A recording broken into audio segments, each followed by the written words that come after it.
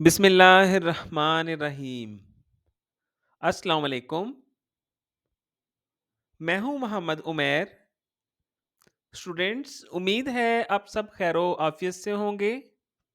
जैसा कि आपके इल्म में है कि नहम क्लास का सिलेबस तब्दील हो चुका है।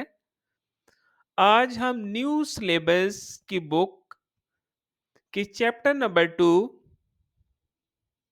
काइनेमेटिक्स की हेडिंग 2.8 को स्टडी करेंगे और सीखेंगे कि gradient of a distance time graph क्या होता है।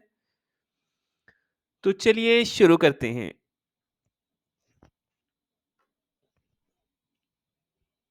टॉपिक का बाकायदा आगाज करने से पहले प्यारे बच्चों, आपको बताता चलूं कि अभी तक हमने सीखा कि graph pictorial representation of data है। डेटा को बेहतर तरीके से रिप्रेजेंट करने के तरीकेकार को ग्राफ बोलते हैं। ग्राफ में हमारे पास तीन टेक्निकल टर्म्स इस्तेमाल होती हैं जो कि ग्राफ बनाने से पहले आपके लिए जानना ज़रूरी है। नंबर वन है origin, number two independent quantity, number three dependent quantity. Dear students, याद रखिएगा कि हॉरिजॉन्टल और वर्टिकल लाइन जिस डायरेक्शन पर आपस में एक दूसरे को इंटरसेक्ट करती हैं, उस पॉइंट को हम बोलते हैं ओरिजिन। इसी तरह ऐसी क्वांटिटी जो कि किसी दूसरी क्वांटिटी पे डिपेंड ना करे, उसे हम बोलते हैं इंडिपेंडेंट क्वांटिटी। और इसी तरह वो क्वांटिटी जो कि किसी दूसरी क्वांटिटी पे डिपेंड कर रही होती है, उसे हम बोलते हैं डिपेंडेंट क्वांटिटी। एक हिंट यहाँ याद रख लें कि टाइम को आपने ग्राफ बनाते हुए हमेशा एक्स एक्सिस पे प्लॉट करने हैं, क्योंकि बेटा याद रखिएगा टाइम किसी के लिए नहीं रुकता। हर चीज टाइम पर डिपेंड करती है, जबकि टाइम कभी भी किसी शय पर डिपेंड नहीं करता। तो जब भी आपने अपने यहाँ कोर्सेज में बनाने हैं डिस्टेंस टाइम ग्राफ्स, तो उसमें आपने टाइम को एक्स एक्सिस पर पुट करना है। Clear?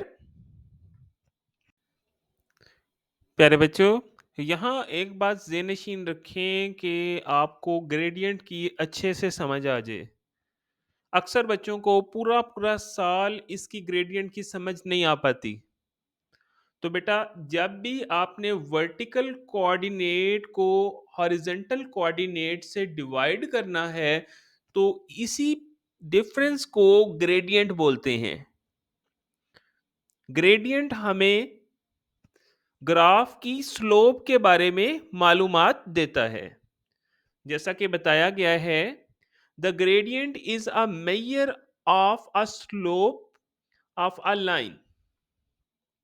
It means vertical coordinate difference divided by horizontal coordinate difference. अब हम एक मिसाल के ज़रिए इसको समझेंगे और सबसे पहले हम एक डिस्टेंस टाइम ग्राफ लेंगे। जैसा कि आप देख सकते हैं स्लाइड में राइट साइड पे आपको एक डिस्टेंस और टाइम के दरमियान एक ग्राफ दिखाई दे रहा होगा। अब आपने ग्राफ पर दो पॉइंट्स ले लें जिनके दरमियान आपने ग्रेडियंट फाइंड आउट करना है। तो consider the distance time graph of a uniform speed again. Select any two values of time t1 and t2। अब जो दो आपने पॉइंट्स लिए, जैसा कि प्रेजेंट केस में मैंने P और Q पॉइंट लिए हैं, यहाँ से मैंने हॉरिजॉन्टल और वर्टिकल एक्सिस पे डॉटेड लाइंस ड्रा कर लेनी है। हॉरिजॉन्टल एक्सिस पे जो कि टाइम एक्सिस है, तो यहाँ मेरा पॉइंट बनेगा T1 और T2। जैसा कि आपको दिखाई दे रहा है, इसी तरह वर्टिकल एक्सिस पर मेरा पॉइंट बनेगा T1 के सामने जो डॉटेड लाइन है, ये S1 होगी और इसी तरह पॉइंट जो Q लिया हुआ है, इससे जो डॉटेड लाइन आ रही है और वर्टिकल एक्सिस को कट कर रही है, ये मेरे पास S2 होगा। Draw two vertical lines on X axis, जैसा कि अभी मैंने आपको बताया, these lines meet the graph at point P and Q। Clear? अभी तक मैंने आपको बताया है कि आपने एक ग्राफ लेना है। ग्राफ कौन सा लेना है? यूनिफॉर्म स्पीड का आपने ग्राफ ले लेना है। उस ग्राफ पर आपने दो पॉइंट्स कंसीडर करने हैं जिनकी आपने ग्रेडियंट फाइंड आउट करने हैं। ग्रेडियंट बेसिकली स्लोप को ही बोलते हैं। क्लियर?